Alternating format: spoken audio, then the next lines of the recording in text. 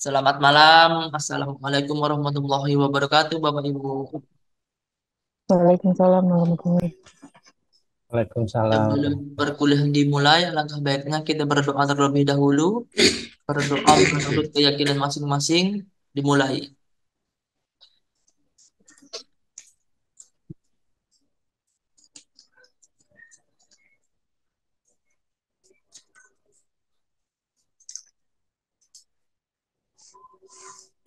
Selesai. Ini saya sambil handle kelas sebelah ini, Pak Hindi sakit. Hehe, makanya saya off cam ini. Oke, silakan Mas. Saya mulai. Baik, untuk mempersingkat waktu, kita mulai saja perkuliahan malam hari ini. Semoga apa yang disampaikan Bapak Broto malam hari ini bisa bermanfaat untuk kita semua. Kepada Bapak Bro, saya persilahkan. Baik, Assalamualaikum warahmatullahi wabarakatuh. Selamat malam semuanya. Ada Pak Denny Malam, dan Pak. Bu Arvita. Malam Pak Bro. Ya, ini agak malam kita mulai. Gak apa-apa Pak ya, kita santai saja. Tidak perlu terburu-buru, dinikmati saja. Kita masih ada dua pertemuan, Senin ini dan Senin depan ya.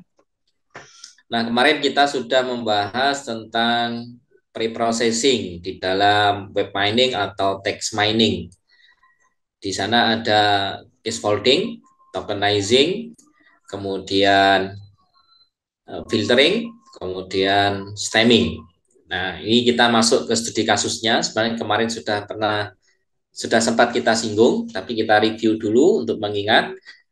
Nah, hari ini nanti target kita adalah kita belajar tentang sebuah algoritma di web mining atau di text mining, karena itu sama ya seperti yang pernah kita bahas. Text mining dan web mining itu algoritmanya sama, datanya sama, yaitu teks ya. Bedanya kalau web mining datanya berasal atau bersumber dari website, kalau text mining bersumber dari dokumen yang sifatnya kita simpan secara lokal. Baik, kita akan bahas sebuah algoritma. Sebelumnya saya akan share screen dulu. Kita review dulu kasus kita ya. Kita review kasus kita dulu. Saya izin untuk pakai whiteboard saja dulu. Baik, studi kasus kita seperti yang sudah kita share di Google Classroom juga adalah contoh pencarian buku di perpustakaan. Ya, jadi di sini diawali dari user, ini user atau mahasiswa ya, mahasiswa yang akan meminjam buku di perpus. Nah, biasanya di perpus itu Bapak Ibu disediakan sebuah PC, sebuah komputer yang di situ ada fasilitas untuk pencarian buku. Nah, misalkan di sini adalah komputer itu. Nah, ini ada judul, kemudian ada text box seperti ini. Nah, nanti user menginputkan di sini judul buku yang akan dicari. Nah, istilahnya itu adalah keywordnya atau query. Keyword atau query. Kemudian di perpustakaan, nah ini punya yang namanya koleksi buku. Dia punya koleksi buku. Ada buku ke satu, ini judulnya. Ini judulnya. Ada buku kedua, judulnya. Buku ketiga, judulnya. Buku keempat, judulnya. Ini koleksinya. Nah, kasus kita adalah kita pengen nanti memberikan feedback atau memberikan solusi dari inputnya user ini, buku manakah yang relevan dengan inputnya user, dengan query atau judul yang diinputkan user di sini. Nah, alur dari sistem ini adalah judul buku, ya, dan judul koleksi buku yang ada di perpus ini nanti kita pre-processing dulu. Semuanya kita pre-processing. Di dalamnya ada apa aja? Di dalamnya ada scaffolding. Scaffolding itu adalah membentuk semua teks yang diinputkan oleh user ini dan semua koleksi buku ini ke dalam bentuk huruf kecil, menghilangkan tanda bacanya, menghilangkan spasi yang double, menghilangkan angkanya. Itu namanya gatefolding. Jadi ada 4 tahapan. Kemarin sudah kita demokan bagaimana caranya di Python. Kemudian tokenizing. Tokenizing ini adalah memecah sebuah kalimat atau sebuah dokumen ke dalam bentuk kata-kata. Jadi misalkan ada kata-kata, saya pagi ini minum kopi. Nah, dipecah. Saya hari ini minum kopi. Itu namanya tokenizing. Kemudian filtering. Filtering ini adalah menghilangkan stopword. Apa stopword itu? Stopword adalah daftar kata-kata yang tidak memiliki arti dalam bahasa Indonesia. Contohnya, kata-kata di, ini, adalah, akan, tetapi, kemudian ialah, yaitu. Nah, ini adalah kata-kata yang tidak memiliki makna sebenarnya. Nah, apabila ditemukan di dalam judul sini atau di dalam judul koleksi buku di perpus ini, maka kata-kata itu dibuang, dihapus, difilter, ya. Nah, kemudian tahapan yang terakhir adalah stemming. Stemming itu adalah membentuk kata-kata yang telah melalui proses tokenizing dan filtering ke dalam bentuk kata dasarnya. Menyapu menjadi sapu, menggambarkan jadi gambar, kerjakan menjadi kerja. Nah, semuanya dibuat ke dalam bentuk kata dasarnya. Nah, kemarin saya menyampaikan bahwa algoritma yang kita pakai adalah Nassif Andriani. Nah, kemudian saya coba searching-searching di library-nya Python, ternyata tidak ada, Bapak Ibu, mohon maaf. Yang disediakan oleh Python itu adalah sastrawi. Jadi setahu saya ada 3 algoritma untuk melakukan proses stemming bahasa Indonesia. Yang pertama adalah Nassif Andriani, kemudian sastrawi, nah satunya lupa ya saya. Dan sebenarnya yang akurasinya paling bagus itu Nassif Andriani, tapi ini tidak di cover library-nya oleh Python. Yang di cover adalah sastrawi. Nah, pre-processing ini sudah kita coba semuanya di pertemuan kemarin pakai Python ya. Nah, hasil dari stemming judul dan koleksi buku ini ya, hasil stemmingnya itu nanti kan kita masukkan ke sebuah algoritma. Algoritmanya banyak sekali Bapak Ibu. Nah, kita pilih yang paling gampang saja, yaitu TF IDF. TF itu adalah term frekuensi. Term ini adalah kata Bapak Ibu. Kalau diterjemahkan ke bahasa Indonesia itu kata. Dan IDF, inverse dokumen frekuensi.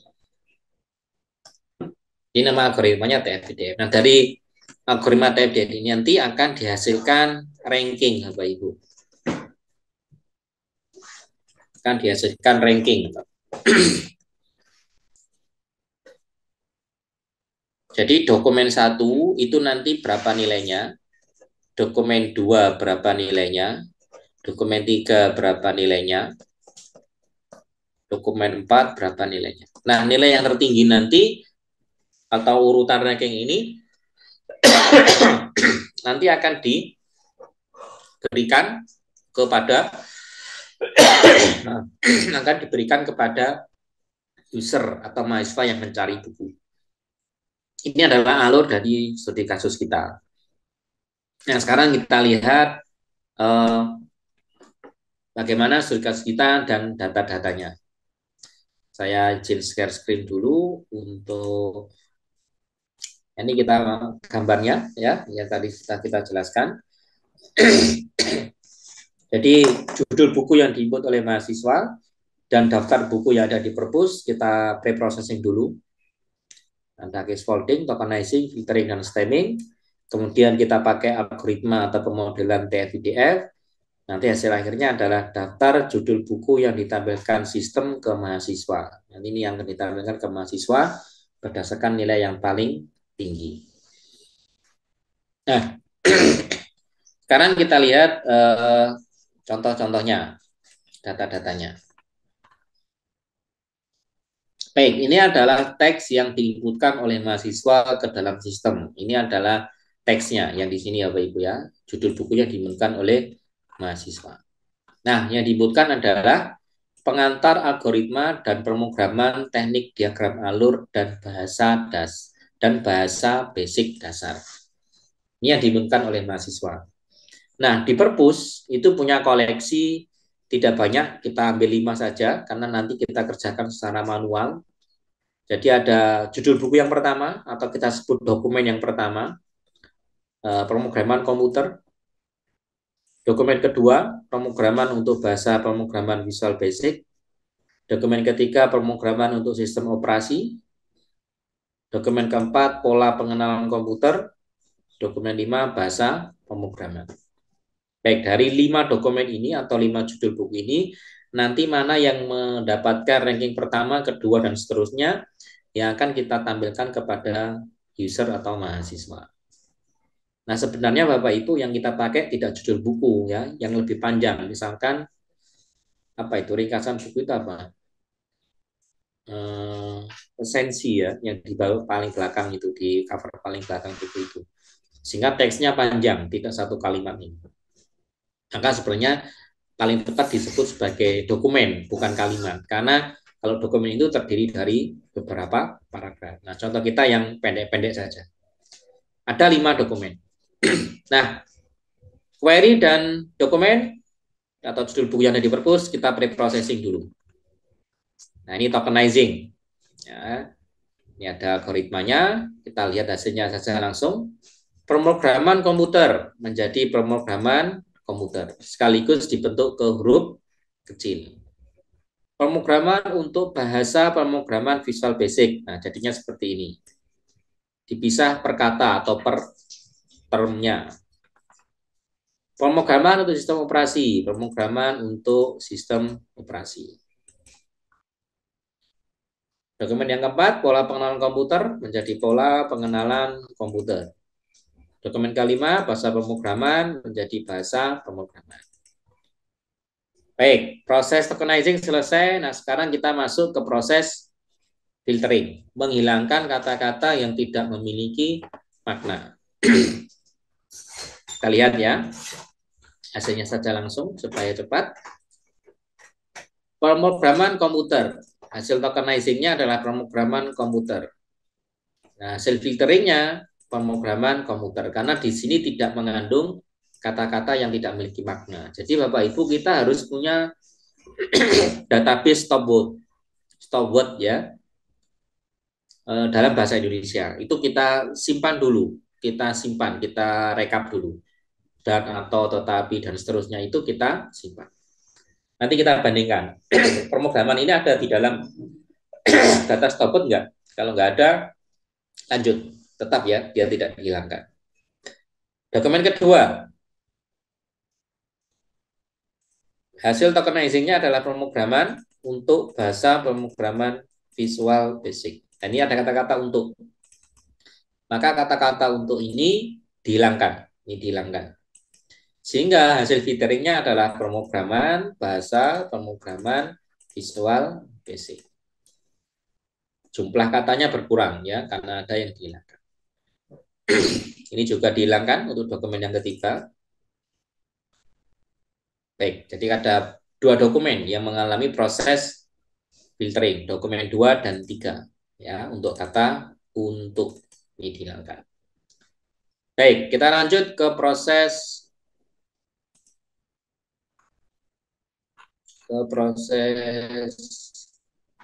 mana ini? Sebentar saya bukakan dulu.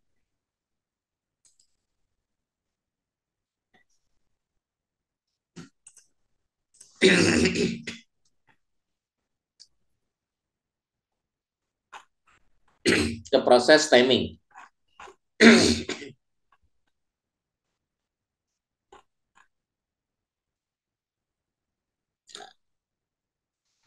Ini proses timingnya.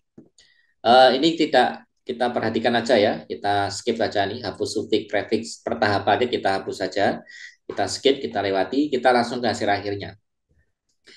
Dokumen yang pertama, ini hasil filteringnya adalah pemrograman, hasil stemmingnya adalah program bentuk dasarnya. Komputer, ya komputer karena sudah merupakan kata dasar, maka dia tetap menjadi komputer. Dokumen kedua, pemrograman menjadi program, bahasa tetap bahasa, pemrograman sama menjadi program, Visual Basic. Dan seterusnya dilakukan sampai semua dokumen. Ini sampai dokumen yang kelima.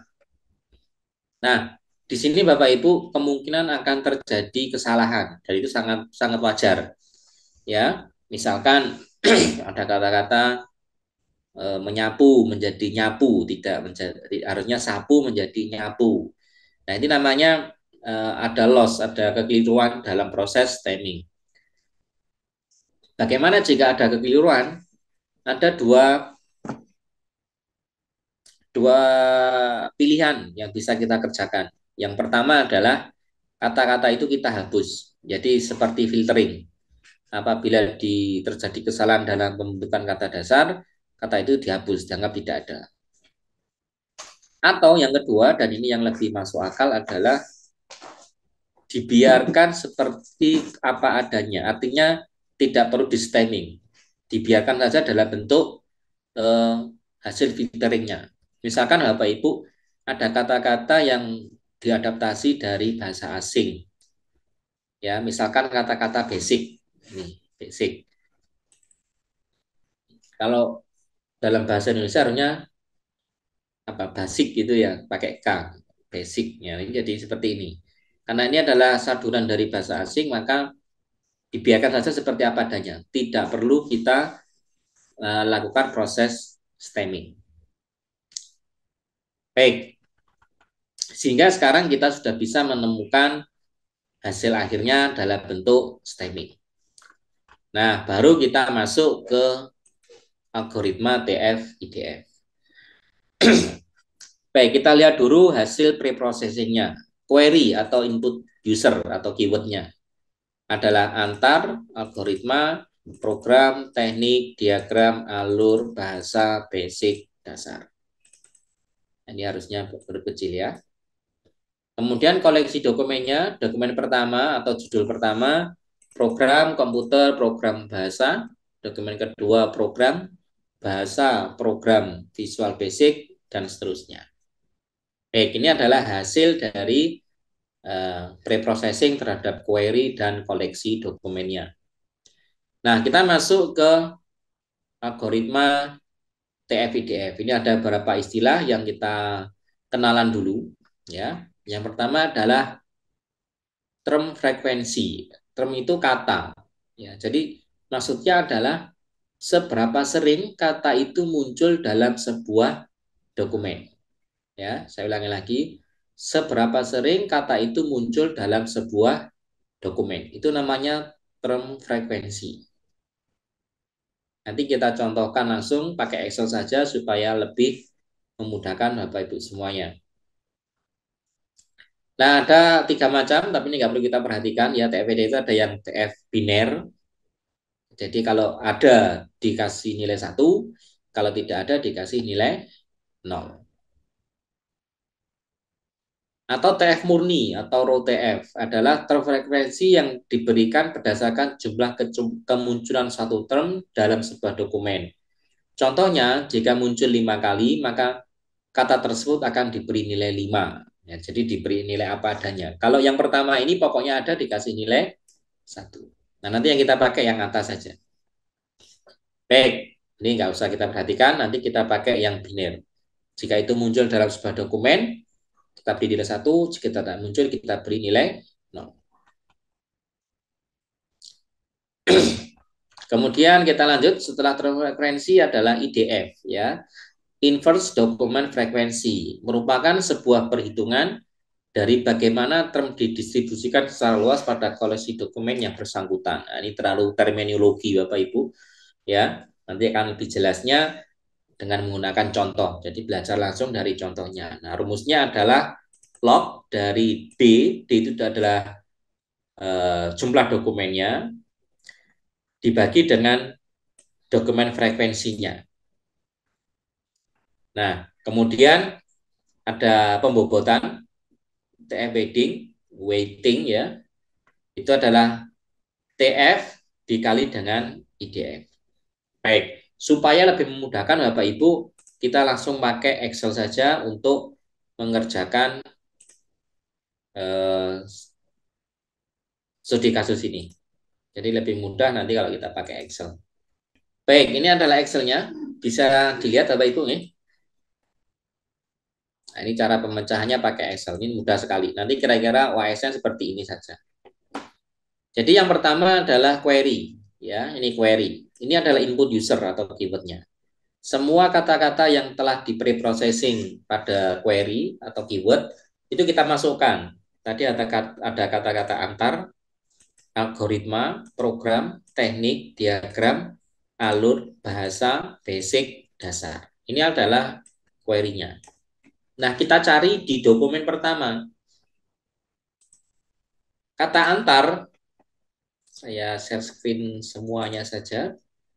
Kata antar itu di dokumen 1 ada atau tidak. Nah, kita cek manual saja Bapak Ibu ya. Kita cek manual. Tuh di sini ya. Kata antar di dokumen 1 tidak ada. Nah, maka di Excel-nya kita beri nilai 0. Kata antar di dokumen 2 ada nggak? Tidak ada. Dan seterusnya. Ternyata kata antar ini tidak ada di semua dokumen. Jadi ini kita berikan nilai 0. Itulah yang disebut dengan TF atau term frekuensi. Seberapa, apakah kata itu muncul pada dokumen. Kemudian algoritma. Ya, algoritma. Coba kita cari di dokumen 1 sampai dokumen 5. Algoritma. Nah, tidak ada ya. Di sini tidak ada semua. Maka kita beri nilai 0 pada dokumen 1, 2, 3, 4, dan 5. Kemudian kata program. Kita lihat dulu di dokumen 1. Program. Nah, ini ketemu. Ada 2 buah atau muncul 2 kali. Kata program itu muncul 2 kali pada dokumen 1. Maka di sini kita beri nilai 2. Nah, kita cek lagi di dokumen yang kedua. Berapa kali program ini muncul? Ya, 2 kali juga di dokumen 2. Ini ya, Bapak Ibu ya, dokumen 2 muncul 2 kali. Program. Sehingga kita beri nilai pada dokumen 2 adalah 2. Dan seterusnya. Muncul di dokumen 3 itu 1 kali, di dokumen 4 tidak ada, di dokumen 5 1 kali. Nah, ini kita lakukan semuanya Bapak Ibu pada semua kata di query. Nah, ini kalau kita kerjakan manual, tentu ya banyak memakan waktu. Tentunya ini nanti akan dikerjakan oleh program. Baik. Selanjutnya, kolom H, kita cari yang namanya DF atau dokumen frekuensi. Kata antar ini muncul di dokumen, di berapa dokumen? Saya ulangi, kata antar ini muncul di berapa dokumen? Ternyata tidak ada. Maka DF-nya 0. Kata algoritma muncul di berapa dokumen? Tidak ada juga. Maka DF-nya atau dokumen frekuensinya 0. Program muncul di berapa dokumen? Muncul di D1, ya, D2, D3, D5. Jadi muncul di 4 dokumen. Maka domain frekuensinya kita beri nilai 4. Tidak dijumlahkan Bapak Ibu ya. Tidak kita jumlahkan seperti ini. Tapi kita hitung dia muncul di berapa dokumen. Nah, kita cari semua kata di query. Nah, ternyata ada bahasa, ini muncul di 3 dokumen. Kemudian basic muncul di 1 dokumen saja, yaitu D2. Nah, selanjutnya kita cari DF, ya, dokumen per dokumen frekuensi. D ini adalah jumlah dokumennya Bapak Ibu. Jadi kita punya berapa dokumen? Kita punya 5 buah dokumen. Dibagi dengan DF. Ini harusnya di sini rumusnya adalah 5 dibagi dengan 0.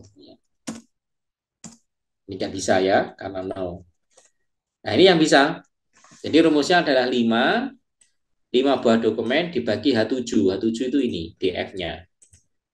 Ya, jadi rumusnya di sini itu adalah 5 dibagi dengan jumlah dokumen. Ya, ketemu nilainya 1,25. Nah, rumus ini kita copy paste ya di seluruh kata yang ada pada query. Nah, setelah itu kita cari IDF. IDF adalah inverse document frekuensi. Gimana rumusnya?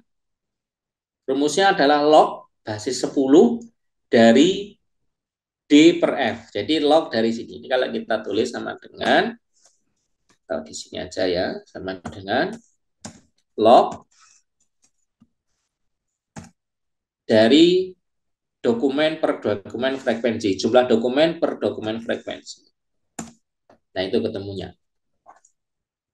Nah, ini semua kita cari di seluruh kata atau term pada query. Nah, tentunya yang ketemu hanya pada kata program, bahasa, dan basic.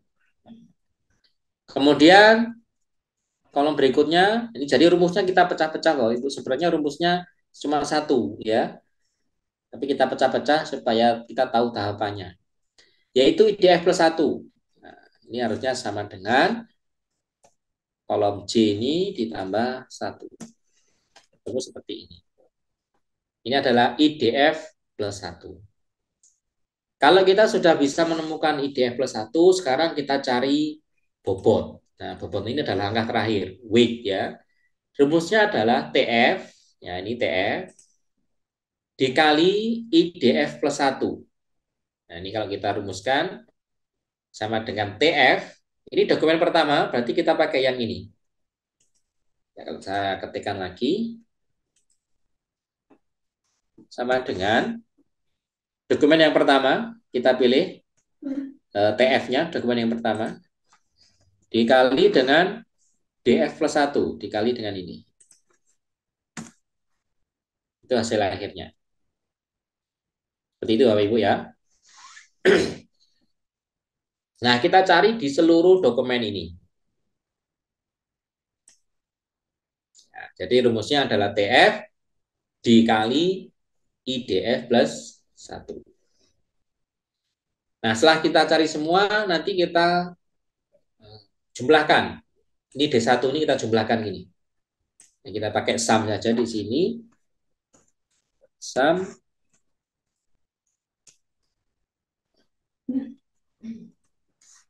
kita jumlahkan. Nah, seperti itu. D1 kita jumlahkan, D2 kita jumlahkan, D3 kita jumlahkan, D4 kita jumlahkan, D5 juga kita jumlahkan. Nah, hasil akhir ini yang disebut dengan nilai ranking, Bapak Ibu. Nilai ranking. Nah, kita cari yang tertinggi dulu. Kita urutkan dari yang tertinggi ke yang kecil. Di sini yang tertinggi adalah 3,4, itu adalah dokumen 2. Kita tuliskan urutannya, nilai rankingnya.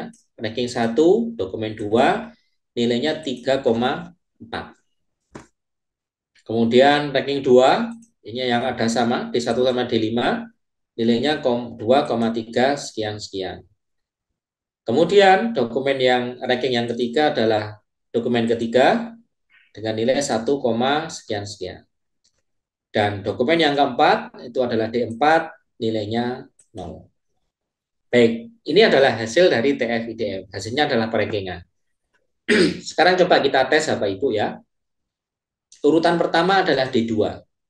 D2, dokumen yang kedua atau judul yang kedua. Nah, kita lihat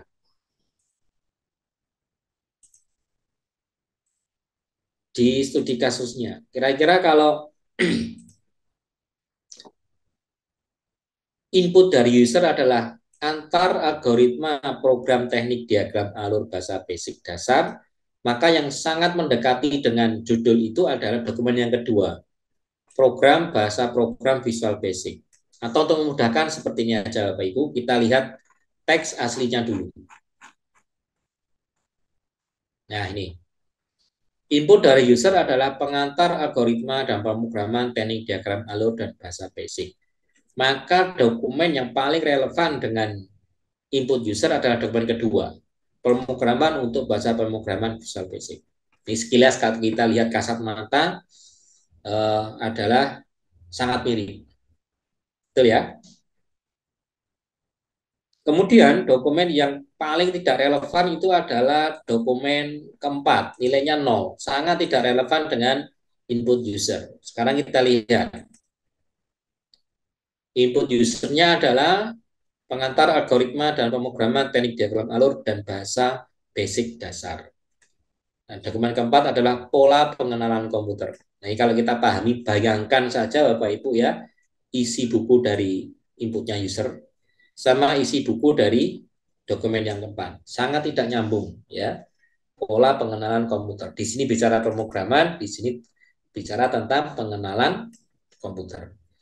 Nah, jadi kalau kita lihat secara kasat mata saja, algoritma ini sudah berhasil menampilkan dokumen yang paling relevan terhadap inputnya user. Jadi nanti yang ditampilkan ke user atau ke mahasiswa yang mencari buku itu adalah rankingnya, tapi tidak perlu disebutkan nilainya ya, ditampilkan saja urutannya, yaitu D2, D1, D5, kemudian D3, dan terakhir D4. Jadi nanti yang ditampilkan ke user ini saja, atau judul dari dokumen ini. Nilainya nggak perlu ditampilkan. Baik, itu adalah algoritma TF-IDF. Kemarin saya sudah mengirimkan ke Mas Aldi Excel-nya ini ya. Saya kemungkinan sudah diupload di Google Classroom-nya, sehingga Bapak Ibu nanti tinggal memakainya saja, ya, tinggal mengganti ini aja. Baik, ini manual Bapak Ibu. Nah, bayangkan kalau nanti kita mengerjakan yang sesungguhnya, studi kasus yang sesungguhnya, maka query ini adalah satu dokumen yang mungkin berisi ribuan kata. Ya, kemudian dokumennya tidak hanya 5, bisa jadi dokumennya adalah ribuan. Nah, ini nanti yang mengerjakan adalah komputer atau program yang kita buat. Kalau manual sudah tidak mungkin. Nah, ini sebagai contoh untuk membandingkan apakah program yang nanti akan kita buat dengan perhitungan manual kita ini hasilnya adalah sama. Baik, begitu Bapak Ibu materi kita hari ini. Senin depan kita akan coba melakukan atau membuat program berdasarkan Excel ini, tapi pakai program ya, menggunakan Python. Sehingga nanti kita bisa membandingkan apakah program kita atau harusnya program kita sesuai dengan ini urutannya dan nilainya. Nanti kita demokan pakai Python. Sekaligus saya minta Mas Aldi nanti mengingatkan saya, yaitu memberikan soal WISE. Nah, soal WISE-nya kis-kisnya seperti ini. Jadi ada input user, dokumennya ada 5. Nanti Bapak Ibu tinggal masukkan aja ke Excel-nya, ketemu rankingannya. Nah, digabungkan aja nanti Excel-nya, dikasih NIM dan namanya. Baik, itu dulu materi dari saya. Tidak banyak karena sudah malam juga. Silakan Bapak Ibu, ada Bu Arita dan Pak Denny untuk sharing-sharing, tanya-tanya tentang materi kita hari ini. Silakan Pak. Oh, ada tambahan Ibu Setia dan Ibu Putri. Mungkin Mas Aldi masih di kelas lain karena harus memandu kelas lain. Silakan Bapak Ibu jika ada yang ditanyakan tentang materi kita hari ini. Bagaimana Ibu Arvita, Bapak Denny, Ibu Puput, Ibu Setia? Mungkin ada yang ingin ditanyakan? Belum Belum ada. ada Pak. Belum Ya ada memang Ibu kita. ya, algoritmanya paling mudah Bapak Ibu. Ada yang sulit ada, yang setengah ada, yang paling sulit juga ada. Macam-macam algoritmanya. Secara kelompok itu algoritma di text mining maupun web mining itu ada 3. Ya, yang pertama adalah klasifikasi, Yang kedua adalah clustering atau pengelompokan. Yang ketiga adalah link analysis. Nah, ada 3 kelompok ini. Yang kita TF-IDF yang kita pelajari ini masuk ke klasifikasi. Nanti ada lagi algoritma yang masuk di dalam clustering. Ini banyak. Ada eh, Savant Vector Machine, kemudian ada apa ya sebentar, macam-macam lah, banyak algoritmanya di sana. Kemudian link analisis juga banyak, ada naive bias itu juga ada. Jadi algoritmanya sangat banyak. Ini kita masih satu aja di klasifikasi. Nanti ada juga di yang lain. Jadi memang sengaja dipilihkan yang paling mudah. Mas Adi sudah di-upload ya Excel yang kemarin saya kirim ya? Sudah, Pak. Sudah. Baik, nanti Bapak Ibu bisa mencobanya di sana. Silakan yang lain. Kalau untuk Excel sih cukup, Pak. Ya, nanti bisa dipakai Pak untuk ngerjakan UAS-nya. Kira-kira ya seperti itu UAS-nya. Tinggal teliti saja ya. Kata ini yang muncul gak sih di dokumen 1, kata ini muncul gak di dokumen 2 dan seterusnya. Nah, nanti minggu depan saya demokan programnya. Tadi saya ngoding belum selesai, Pak. Saya coba buatkan programnya belum selesai. Karena programnya harus dari pre-processing semua harus jadi satu. Kemarin masih saya bisa-bisa, pre-processing sudah selesai, nah tinggal masuk ke TF IDF-nya. Itu yang belum belum selesai tadi, baru sampai ngeload data. Jadi data itu saya simpan di Excel, Pak. Dan saya share dulu sebentar ya, Bapak Ibu. Saya share screen. Nah, tadi saya simpan seperti ini. Saya simpan dalam file CSV seperti ini. Ada label atau nomor dokumennya, ada 5 ya, saya mulai dari 0. Kemudian ini adalah kata-kata hasil stemming. Hasil proses terakhir dari preprocessing adalah stemming ya. Saya beri kolom namanya kalimat stem, kalimat hasil stem. Ada pemrograman komputer, pemrograman bahasa, dan seterusnya. Nah, ini saya load ke program, saya baca ke program. Tadi baru sampai situ, ya, belum sampai ke perhitungan TF PDF-nya, sampai perankingan ya. Nanti saya selesaikan, besok Senin kita demokan, sekaligus langsung diberikan soal UAS-nya. Tadi baru sampai sini.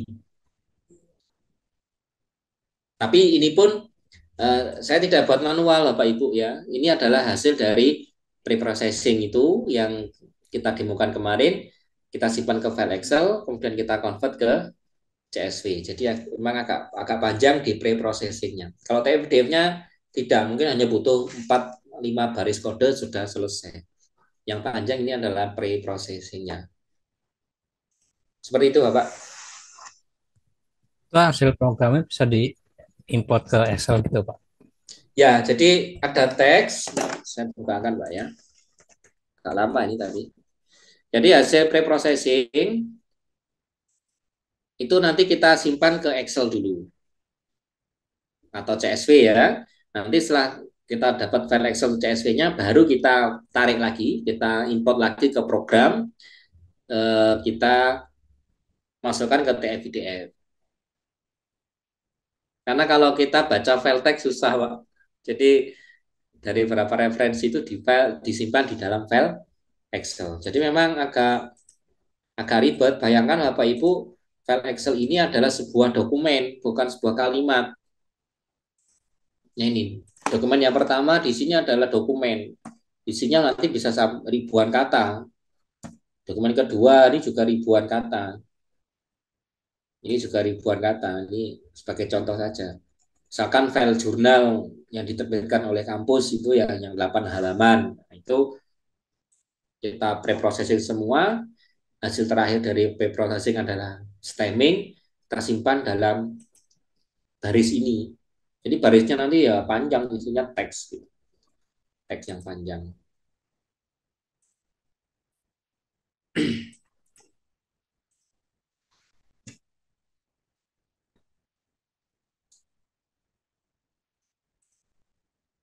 Ini masih lama buka anakondanya.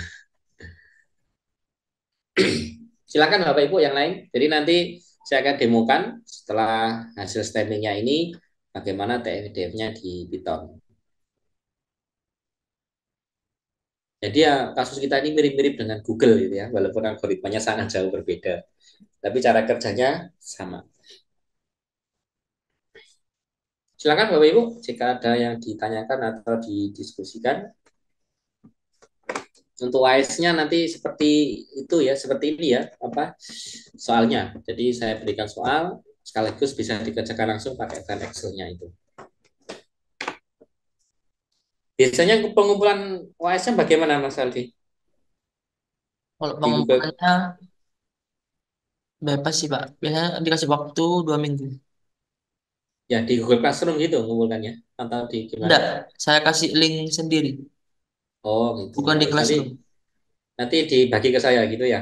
Iya Pak, hasil yang ngumpulin siapa aja. Oke. Nanti filenya dikembangkan dalam file Excel saja Bapak Ibu. Jadi yang digunakan file Excel-nya saja. Iya, baik Pak. Oke. Jadi cuma file Excel ya, gampang berarti Pak ya. Ya, file Excel-nya saja. Nanti ada soalnya, silakan dimasukkan ke file Excel-nya itu. Pak Denny di Yang luar penting paham kepala sudah ini alurnya Pak. saja. Nah, nanti coba-coba lah. Misalkan saya sudah ada programnya di Python, nanti coba-coba dicoba sendiri tapi ya Bapak Ibu, dicoba sendiri untuk dimasukkan ke program gitu teksnya atau dimasukkan ke Excel dulu. Coba nanti dieksekusi programnya apakah hasil dari program itu sama dengan perhitungan Excel Bapak Ibu. Beda ya apa Pak? Ada dua kemungkinan, yang salah Excel-nya atau yang salah programnya. Tapi yang paling besar kemungkinannya ya yang salah programnya.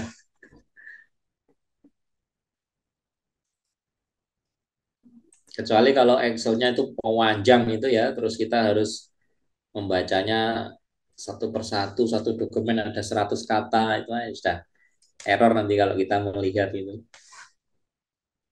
Bisa dipahami Pak Denny, Bu Arvita, Ibu Puput, Ibu Setia. Bisa, Pak.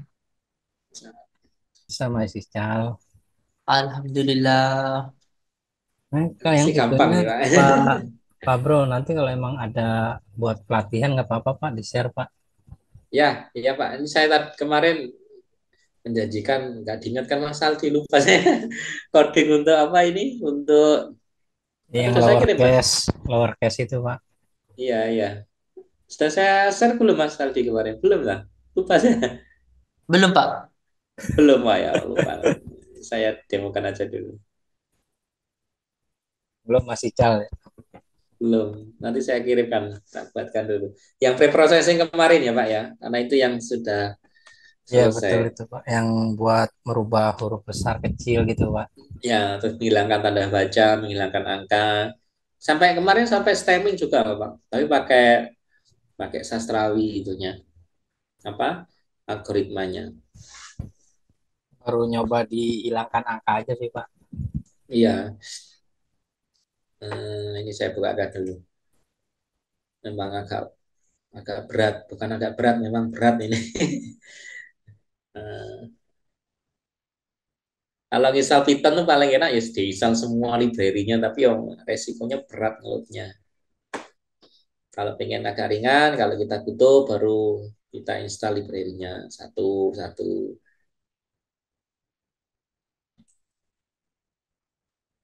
Ntar masih loading kok, masih loading. Apa-apa Pak Bro, yang penting Ini ada kemarin hasilnya kuatnya Pak. aja Pak. Ya, ini kemarin yang kita kerjakan. Nah ini, jadi mulai dari ini pre-processing saja, mulai dari merubah huruf kecil, menghapus karakter angka, menghapus tanda baca, menghapus white space atau spasi, kemudian ini tokenizing, kemudian ada eh, filtering. Nah ini contoh sastrawi, contoh untuk jadi ada kata-kata ini pengantar algoritma dan pemrograman teknik diagram alur dan bahasa basic. Nah ini kita stemming ya, kita cari kata dasarnya dengan menggunakan algoritma sastrawi. Ini hasilnya adalah, nah ini masih proses. Nah ini antar algoritma dan pemrograman. Nah, ini salah Bapak Ibu. Pemrograman ini seperti ini. Namanya akurasinya tidak 100%. Pemrograman harusnya di sini menjadi program. Tapi dia mengalami kesalahan, jadi dibiarkan seperti kata dasarnya, seperti kata awalnya, kemudian teknik, diagram, alur, dan bahasa basic dasar. Nah, dan ini harusnya tadi kita filtering dulu.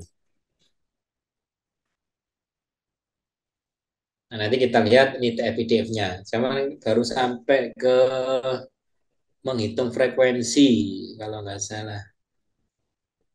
Nah, ini menghitung frekuensi, kemunculan kata. Ya, ada error. Kayak ini, string.